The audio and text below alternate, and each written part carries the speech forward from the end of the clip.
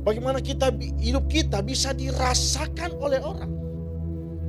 Bagaimana kita dapat menjadi berkat bagi orang. Bagaimana kita bisa orang bisa rasakan apa yang kita perbuat, gaya hidup kita. Orang bisa senang, orang bisa diberkati melalui pergaulan kita, kehidupan kita sehari-hari. Nah, saudara-saudara yang dikasih Tuhan, orang bisa melihat Kristus dalam kehidupan kita. Orang ingin belajar tentang Kristus ketika kita ada di dalam kumpulan orang-orang itu. Mereka tertarik pada pribadi kita. Nah, saudara-saudara yang dikasih Tuhan, apa yang dirasa dan dilihat oleh orang dalam kehidupan kita tidak lain adalah sebuah pertumbuhan rohani yang kita alami dalam hidup kita. Sebuah perubahan hidup yang terjadi dalam kehidupan kita ketika kita mengikuti Yesus. Dalam Matius 5 ayat 14 di sana katakan, kamu adalah terang dunia, kota yang terletak di atas gunung, tidak mungkin tersembunyi. Nah, saudara yang dikasih Tuhan, waktu Yesus mengajar murid-muridnya, dia katakan kamu ini adalah terang dunia. Dia umpamakan seperti kota Yerusalem yang mereka lihat dari bawah. Tidak mungkin tersembunyi. Artinya saudara-saudara yang dikasih Tuhan, kita sebagai murid Kristus, kita sebagai orang-orang percaya adalah pusat perhatian orang. Orang akan mencari-cari kebenaran Kristus dalam hidup kita. Bahkan orang juga akan melihat kalau kita salah. Dan orang akan salah paham tentang Kristus dalam kehidupan kita. Artinya hidup ini adalah pusat pandangan orang, perhatian orang, percakapan orang. Kalau kita dikelilingi oleh tetangga-tetangga yang tidak seiman dengan kita, orang akan melihat, wah begitu tenang keluarga itu. Tidak pernah ribut, tidak pernah piring melayang, tidak pernah ada bunyi-bunyian. Luar biasa. Nah, saudara-saudaraku yang dikasih Tuhan, dalam Yohanes 8 ayat 12 di sana katakan bahwa Yesus berkata pula kepada orang banyak, katanya, akulah terang dunia, barang siapa mengikut aku, ia tidak akan berjalan dalam kegelapan, melainkan ia akan mempunyai terang hidup. Yesus itu adalah terang dunia. Kalau Yesus adalah terang dunia, kita juga adalah gambar Kristus, juga adalah terang dunia. Sehingga Yesus berkata, kamu adalah terang dunia juga. Nah, saudara ini kasih Tuhan, Matius 5 ayat 16 dikatakan, hendaklah terangmu bercahaya di depan orang supaya mereka melihat perbuatanmu yang baik dan memuliakan Bapamu yang di surga. Nah, saudara, kita tidak sekedar terang, tapi kita harus bercahaya.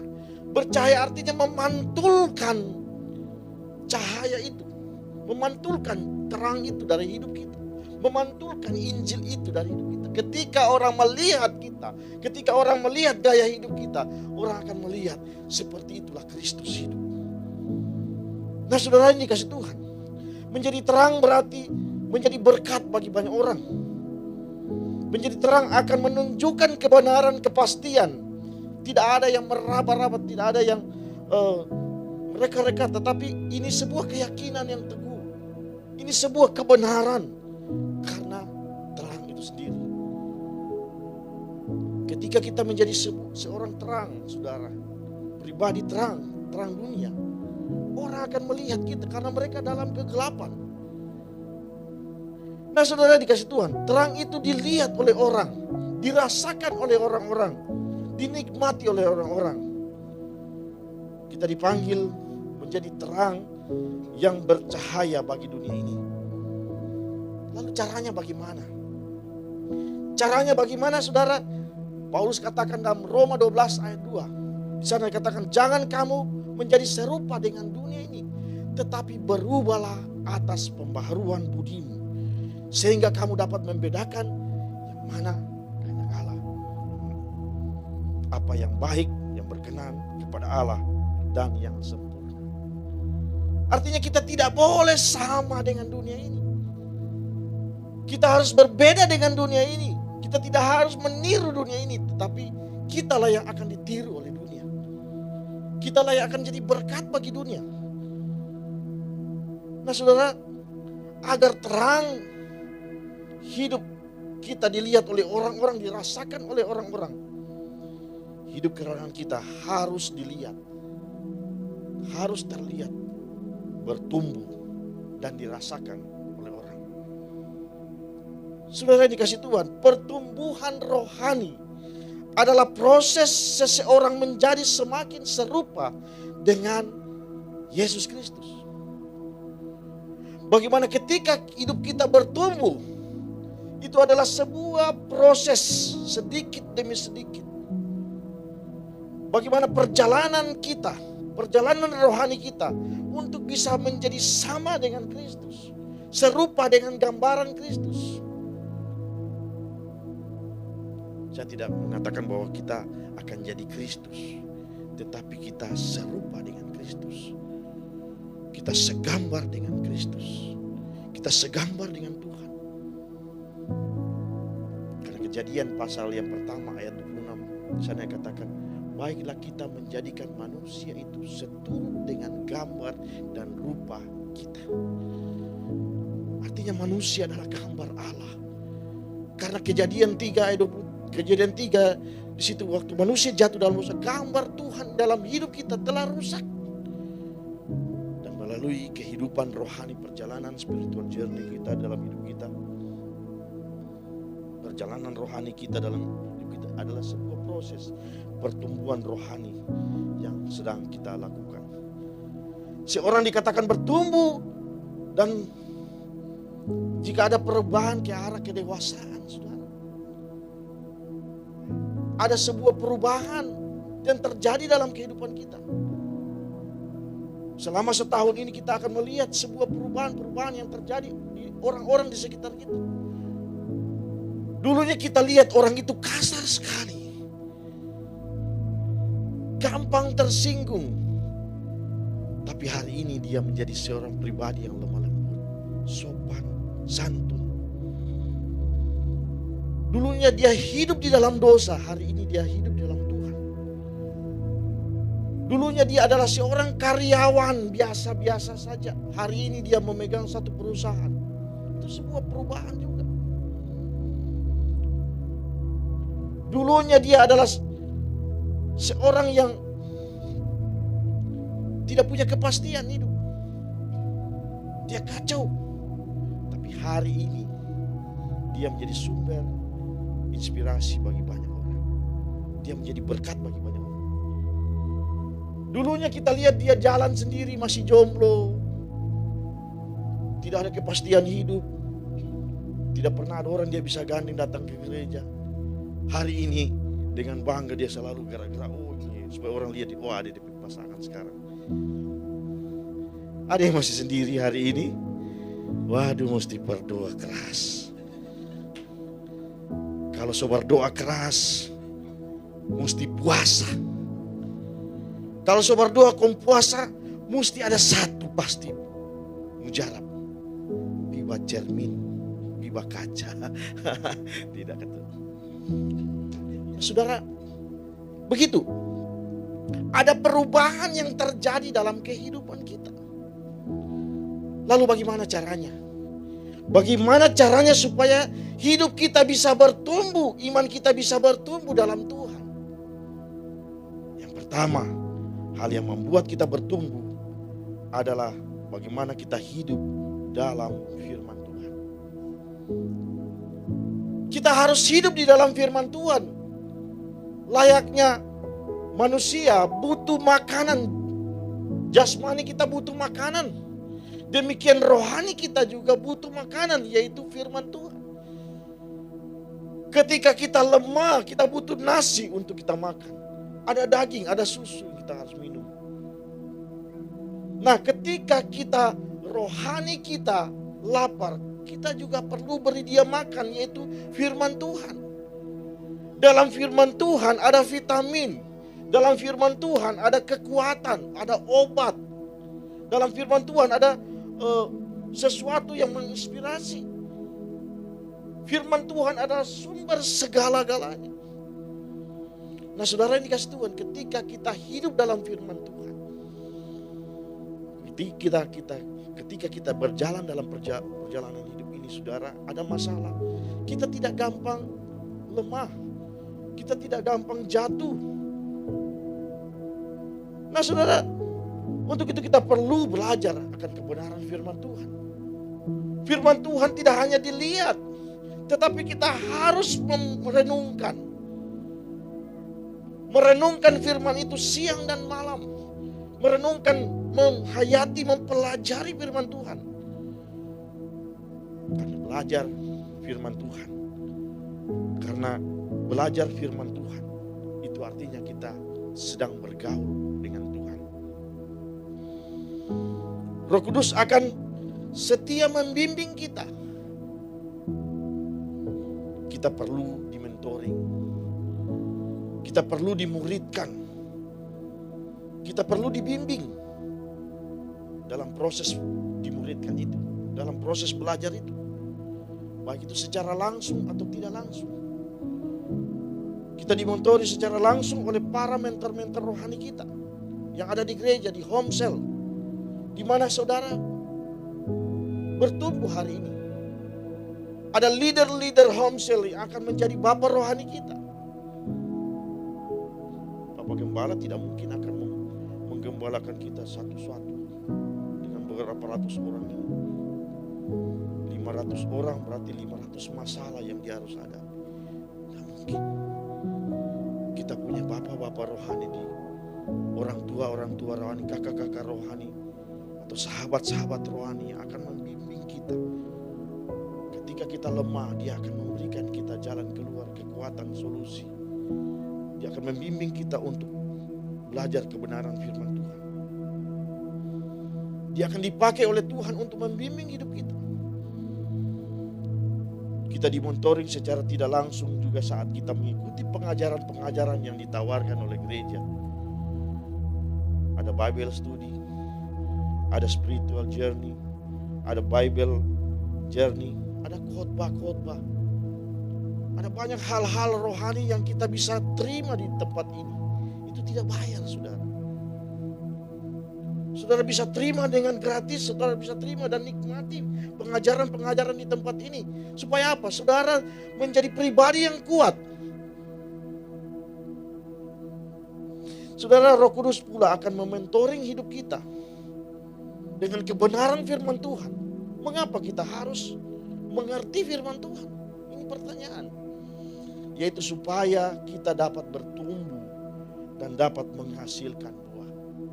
Supaya kita bertumbuh, supaya kita bisa menghasilkan buah. Pertanyaan saudara, apakah hari ini, tanggal 10 Desember ini, perubahan apa yang terjadi dalam hidup kita? Apakah Henok yang lalu dengan Henok yang sekarang masih sama? Itu penilaian saudara. Tetapi bagi saya ada sesuatu yang lain dalam hidup saya. Ada sesuatu yang berubah dari hidup saya. Dan saya tahu itu. Karena apa saudara? Saya belajar. Saya dimentori oleh firman Tuhan. Nah saudara, ukuran untuk melihat orang itu apakah dia bertumbuh atau tidak dalam Tuhan adalah ketika dia menghidupi firman itu dalam kehidupannya. Setelah mendengar firman Tuhan, hidup kita akan berubah. Hidup kita yang tadinya hidup di dalam dosa dan sekarang kita mulai hidup di dalam Tuhan. Suatu ketika saudara, ada seorang perempuan Samaria yang berdosa. Dalam Yohanes pasal yang keempat di situ diceritakan, dia hendak menimba air, saudara. Ada sebuah percakapan antara Yesus dan perempuan itu, saudara. Dan hasil percakapan itu yaitu bagaimana dia boleh belajar kebenaran firman Tuhan dari Yesus. Akhirnya dia bertobat. Akhirnya dia mengenal Kristus dalam hidupnya. Dia kembali ke orang-orang Samaria, dia kembali ke kampungnya. Dia bisa memenangkan banyak orang. Nah saudara yang dikasih Tuhan, demikian juga ada seorang perempuan yang berdosa ketika hendak dilempari dengan batu. Kemudian Yesus berkata kepadanya, pulanglah dan jangan berbuat dosa lagi. Setelah dia mendengar kebenaran firman Tuhan dari Yesus, ada perubahan dalam hatinya. Dia tidak akan melakukan lagi. Sehingga Yesus katakan, kembalilah dengan damai sejahtera dan jangan berbuat dosa lagi. Jadi buah dari pertobatan ialah bagaimana kita tidak lagi berbuat dosa, tidak lagi terpengaruh dengan dosa, tidak lagi gampang jatuh ke dalam dosa. Nah saudara, jangan berbuat dosa adalah sebuah keputusan dari hidup kita, atau hasil dari bagaimana journey kita di hadapan Tuhan, perjalanan rohani kita di hadapan Tuhan. Bagaimana kita belajar kebenaran firman Tuhan, bagaimana kita dimuridkan, dan ketika firman itu penuh dalam hidup kita, maka hidup kita akan memutuskan bahwa saya tidak akan berbuat dosa lagi. Saya tidak akan kembali ke kehidupan lama saya. Nah saudara yang dikasih Tuhan, hal yang membuat kita bertumbuh yang kedua, hal yang membuat hidup kita bertumbuh dalam Tuhan, yang kedua adalah hidup yang dipimpin oleh Roh Kudus. Dipimpin oleh Roh Kudus adalah bagaimana hidup kita bergaul dengan Tuhan, bagaimana hidup kita dekat dengan Tuhan. Kadang-kadang kita tidak sadari bahwa ada Tuhan dalam hidup kita.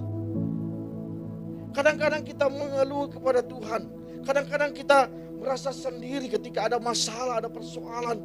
Kita merasa ditinggalkan orang-orang. Kita merasa ditinggalkan Tuhan. Padahal Tuhan tidak pernah tinggalkan hidup kita.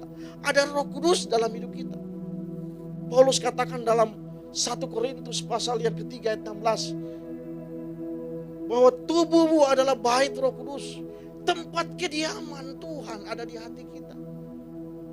Jadi dia tidak jauh-jauh dari hidup kita. Musim apapun yang kita alami hari ini, dia tetap ada dalam hidup kita. Tapi kadang-kadang kita tidak mengerti, kita tidak sadar bahwa Tuhan sedang ada di sini. Waktu kita masuk di tempat-tempat sunyi, kita tidak sadar Tuhan ada. Kita melakukan dosa karena kita tidak sadar bahwa Tuhan sedang memimpin kita, sedang ada dalam hidup kita. Tidak ada rasa takut karena kita tidak mengerti. Kita tidak paham bahwa Tuhan ada. Dan saudara dikasih Tuhan, kalau kita sadar bahwa Tuhan sedang memimpin kita, Roh Kudus yang ada dalam hidup kita, yang diam di dalam hidup kita, memimpin kita, kita tidak akan pernah takut dalam segala macam kehidupan ini. Seharusnya kita bisa bercakap-cakap dengan Tuhan. Seharusnya kita lebih intim dengan Tuhan, lebih dekat dengan Tuhan, karena Tuhan tidak jauh dari kita. Apapun persoalanmu, engkau bicara dengan Tuhan. Mungkin ketika engkau bicara dengan istrimu atau suamimu, mungkin mereka tidak punya waktu untuk engkau menumpahkan isi hatimu. Berbicaralah dengan Tuhan. Nah saudara yang dikasih Tuhan, kadang-kadang kita berpikir bahwa doa itu harus ada tempatnya, harus ada suatu ruangan baru kita bisa berdoa. Berdoa adalah sebuah komunikasi dengan Tuhan dimanapun engkau berada, situasi apapun engkau berada. Itu pun adalah sebuah deklarasi imanmu dalam kehidupanmu. Ketika kami keluar dari rumah, kami deklarasikan hidup kami. Hari ini saya diberkati Tuhan. Hari ini saya akan menjadi berkat bagi orang. Karena itu yang akan terjadi. Hari ini saya dijauhkan dari mara bahaya, celaka, bahkan maut sekalipun. Itu adalah deklarasi. Itu adalah komunikasi dengan Tuhan. Sebentar kalau kita pulang ada lagu terakhir. Sebab aku kan mengembang ke kiri, keturunanku. Artinya sebuah deklarasi, Anda sudah menyembah Tuhan, Anda sudah dengarkan firman Tuhan, dan akan saudara kembali ke rumah masing-masing. Saudara harus katakan pada jiwa saudara bahwa saya sudah diberkati Tuhan. Saya akan diberkati Tuhan. Dan selamanya Tuhan akan memberkati kehidupan saya. Dan apa yang saudara katakan, itulah yang saudara akan lihat dalam hidup saudara. Tapi kalau saudara katakan bahwa aduh kasihan, sakit kita pe belakang, sakit betul. Aduh besok barangkali tidak bisa kita datang bekerja karena sakit. Sakit betul. Tapi kalau deklarasikan, saya sehat, saya diberkati, saya berhasil, maka itu yang terjadi dalam hidup kita. Karena apa saudara? Roh Kuduslah yang menuntun kita dalam setiap doa-doa kita. Nah saudara dikasih Tuhan, Galatia 5 ayat 23 di sana katakan, jika kita hidup oleh roh, baiklah hidup kita juga dipimpin oleh roh. Artinya kita akan menyerahkan kehidupan kita dipimpin oleh roh. Mengapa? Supaya kita bisa bertanya kepada Tuhan apa yang harus kita lakukan saat hidup kita mengalami masalah. Dan apa yang kita tidak tahu, kita tanya sama Tuhan. Ketika saudara berada di sebuah persimpangan atau sebuah pertanyaan atau teka-teki dalam hidup saudara tentang masa depan saudara, saudara harus jawab. Apa yang saya harus lakukan? Dan Tuhan akan berikan kita hikmat dalam hidup kita. Roh Kudus akan mengajar dan menghibur kita. Yohanes 14 ayat 6 katakan, tetapi penghibur yaitu Roh Kudus akan diutus oleh Bapa dalam namaku.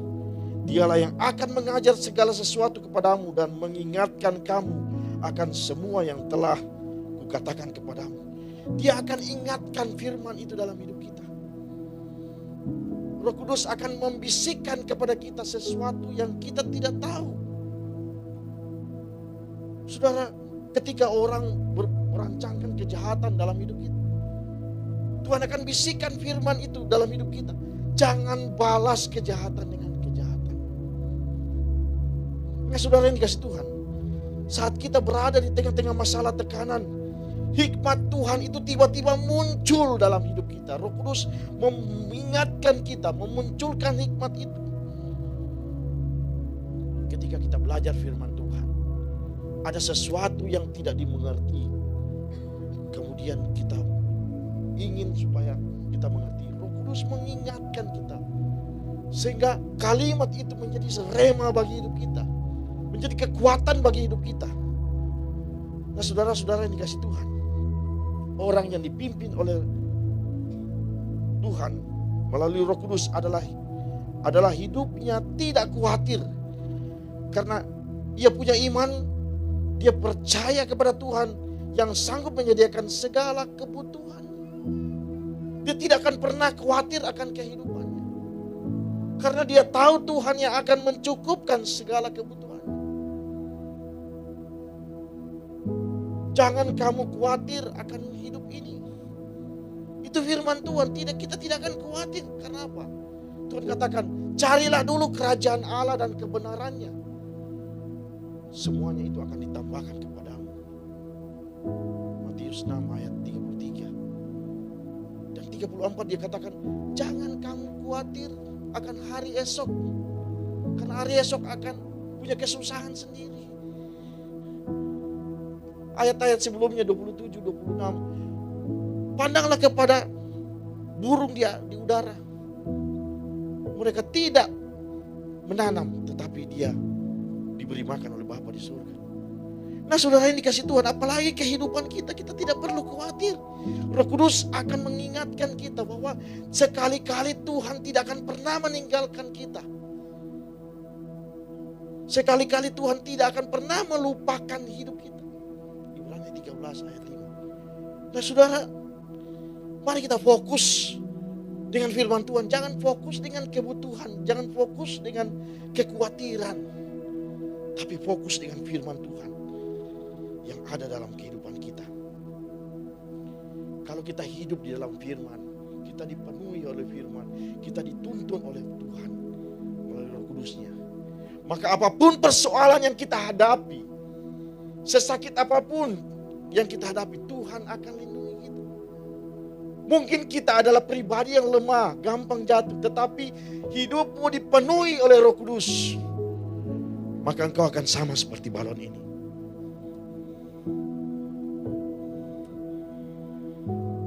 Kalau hidup kita seperti balon ini, kita lemah, kita gampang diombang-ambingkan, kita lembek. Kalau hidup kita kosong, ada masalah, ada persoalan, kita gampang hancur.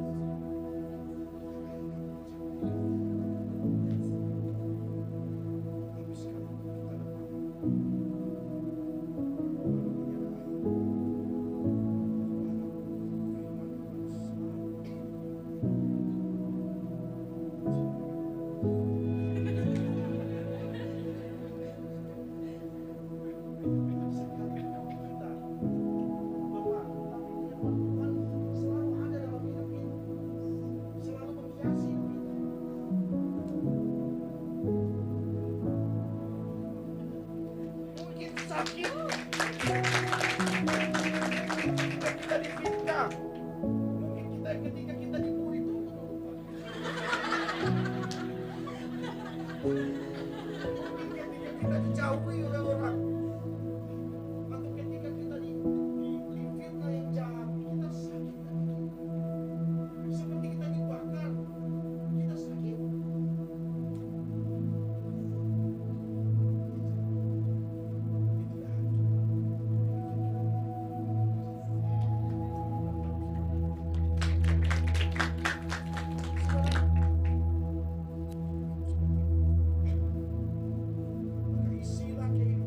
Dengan firman Tuhan.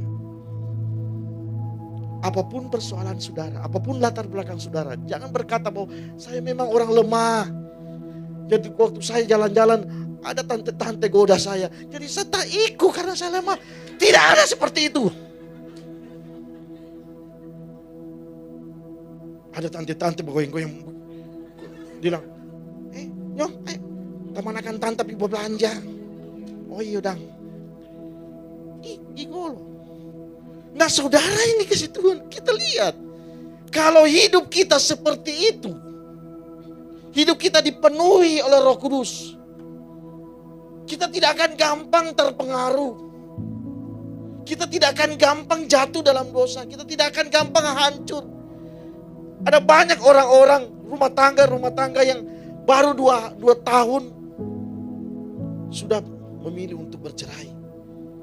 Ada anak-anak yang sudah putus asa. Nah saudara, karena apa? Hidupnya rapuh. Tidak ada manusia di dunia ini yang kuat seperti balon ini, saudara. Tidak ada. Tidak ada yang berkata bahwa saya kuat iman saya. Saya sekolah pendeta 6 tahun. Padahal cuma 4 tahun itu. 1 tahun lagi di DO. Saudara, dia sambung lagi S2. Tapi bukan cerita kita, orang lain. Tapi ketika ada pencobaan, dia juga bisa jatuh. Dia bisa jatuh dalam dosa. Dia bisa hidup di dalam dosa. Apalagi kita yang kita tahu kita lemah. Yang tadi dia tahu dia hebat, tapi bisa jatuh. Itulah gambaran kita kalau kita tidak dipenuhi oleh Roh Tuhan. Nah saudara, ini kasih Tuhan yang ketiga, yang terakhir. Hal yang membuat kita bertumbuh secara rohani, yaitu ketika ujian dan gesekan dengan sesama. Nah saudara, kadang-kadang kita berpikir bahwa ujian itu sesuatu yang tidak pantas kita terima. Kita sudah berbakti kepada Tuhan, kita sudah menyembah, kita sudah percaya, dan banyak hal-hal yang baik yang kita lakukan. Tetapi kenapa kita orang Kristen masih saja harus diuji? Pertanyaannya, apakah Tuhan tidak maha kuasa? Apakah Tuhan tidak maha tahu? Apakah Tuhan tidak tahu seperti apa hati saya kepada Tuhan? Dia tahu, saudara. Kenapa kita diuji? Karena supaya justru kita yang harus tahu kadar iman kita. Justru kita yang harus tahu sedalam apa hubungan kita dengan Tuhan. Anak saya, saudara, saya katakan begini. Kalau kau ulangan, jangan kamu nyontek. Jangan seperti papa dulu, dapat ranking-ranking tapi nyontek. Asal kau berapapun nilai yang kau dapat, asal itu nilaimu sendiri. Supaya kau bisa mengenal mana hal-hal yang kau belum tahu dan kau harus dalami sehingga kau bisa tahu. Sehingga suatu saat kau akan jadi maha tahu, akan jadi tahu. Nah saudara, ini kasih Tuhan, saya ajar seperti itu. Kemudian dia datang waktu saya bonceng pulang, saya jemput, dia bilang, Pak, tadi saya dapat 4,5 matematika. Saya bilang, tidak apa-apa nak, dulu papa dapat 0. Tidak apa-apa, asal itu hasilmu sendiri. Asal itu hasilmu sendiri, jangan. Nah saudara yang dikasih Tuhan, ketika kita mengalami ujian dalam hidup kita, ada poin-poin yang kita tidak menang di situ. Kita bisa belajar, oh saya masih kurang di sini. Oh Tuhan, dalam hal memberi saya masih kurang. Dalam hal mengasihi, dalam menolong orang lain, saya masih kurang. Ketika kita tahu kekurangan kita akan belajar untuk bisa memenuhi kekurangan kita. Amin saudara. Jadi ujian bukan menghancurkan kita, tetapi malah membuat kita mengerti supaya kita bisa lebih luar biasa dalam Tuhan. Semua yang pahit-pahit itu sebenarnya akan mengajar kita untuk menjadi pribadi yang rendah hati dan mengerti bahwa tanpa Tuhan kita tidak bisa apa-apa. Nah saudara-saudara yang dikasih Tuhan, masalah dipakai Tuhan untuk menguji hidup kita. Sehingga kita tahu seberapa dalam hidup kita di hadapan Tuhan. Seorang yang boleh kelihatan rohani dan rendah hati, tetapi kita bisa melihat siapa dia sesungguhnya ketika dia diuji. Ketika dia disakiti, apa responnya? Apakah dia membalas atau tidak? Ketika dia merasa tidak dihargai, apa responnya? Ketika keinginannya tidak dilakukan, tidak tersampaikan, apa responnya? Kita bisa kenal siapa orang ini secara aslinya seperti apa kalau kita kasih pegang dia keuangan. Apakah dia punya integritas atau tidak? Nah saudara, apakah dia membalas kejahatan dengan kejahatan? Nah saudara-saudara yang dikasih Tuhan, ketika dikecewakan di pemimpin kita, ketika kita disakiti oleh sahabat kita sendiri, ditinggalkan oleh orang tua, dipandang rendah oleh teman-teman, dihianati oleh orang-orang yang sudah kita anggap saudara dalam hidup kita. Kita ditipu sesama orang percaya. Tapi dengar baik-baik. Jika sampai hari ini saudara masih bisa mengampuni, tetap mengasihi, itu berarti saudara sedang bertumbuh dan berbuah dan menjadi dewasa. Kalau saudara masih bisa mengasihi ketika saudara disakiti, itu saudara artinya sedang bertumbuh. Nah saudara, kita bisa tahu firman itu sudah ada dalam hati kita atau tidak. Kita sudah bertumbuh atau tidak? Dalam sebuah komunitas pasti ada gesekan, saudara. Mungkin saudara-saudara akan ada waktunya saudara-saudara akan saling menjatuhkan. Mungkin ada waktunya saudara akan saling maku sikut. Satu pendapat, salah pendapat dengan yang lain, tidak sama. Tapi itu justru akan membuat kita, gesekan-gesekan itu akan membuat kita semakin tajam, saudara. Kalau besi menajamkan besi, artinya supaya kita bisa tajam. Artinya supaya kita bisa dipakai jadi alat Tuhan. Mungkin sakit ketika kita disakiti oleh orang-orang yang kita percayai. Digesek dalam pergaulan kita. Tapi saudara yang dikasih Tuhan, itu tidak akan melukai hidup kita. Untuk itu jangan pernah kita menyerah. Kalau kita sedang diproses, kalau kita sedang itu artinya kita sedang bertumbuh. Kalau kita masih bisa mengasihi, bisa mengampuni orang lain waktu kita sakit, itu artinya saudara sedang bertumbuh dalam Tuhan. Itu ukurannya, saudara. Mari saudara bangkit berdiri. Haleluya Yesus. Mungkin malam hari ini saudara datang dengan persoalan masing-masing. Aku tidak bisa tahu apa yang saudara alami hari-hari ini. Tapi ada satu pribadi yang mengenal saudara. Saudara tidak bisa sembunyi dari dia. Dia sangat mengenal hidupmu, saudara. Mungkin hari ini saudara sedang diproses, sedang dibentuk. Tapi Tuhan ingin saudara bisa bertumbuh melalui proses itu. Saudara bisa bertumbuh dan saudara bisa menghasilkan buah. Saudara harus lakukan. Berikan waktu untuk Tuhan untuk berbicara dalam hidup kita. Biarkan kita berdiam diri. Tidak usah mengeluh, tidak usah bertanya, kenapa saya alami hal-hal ini? Kenapa saya dicurangi? Kenapa saya dikhianati? Kenapa saya dijauhi? Tidak usah bertanya. Biarkan hatimu tenang. Biarkan jiwamu tenang. Waktunya saudara untuk berdiam diri. Biarkan Roh Kudus berbicara secara luar biasa dalam hidup saudara. Secara bebas. Supaya dia bisa membuat kita mengerti. Apa maksud Tuhan terhadap apa yang sedang saudara alami hari ini. Dan biarkan dia memberitahu bagi hidup saudara.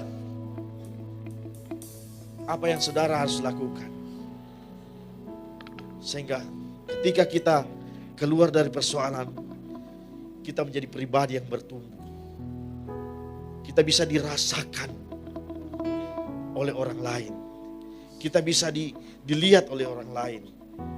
Sebagai pribadi-pribadi yang segambar dengan Tuhan. Sebagai surat Kristus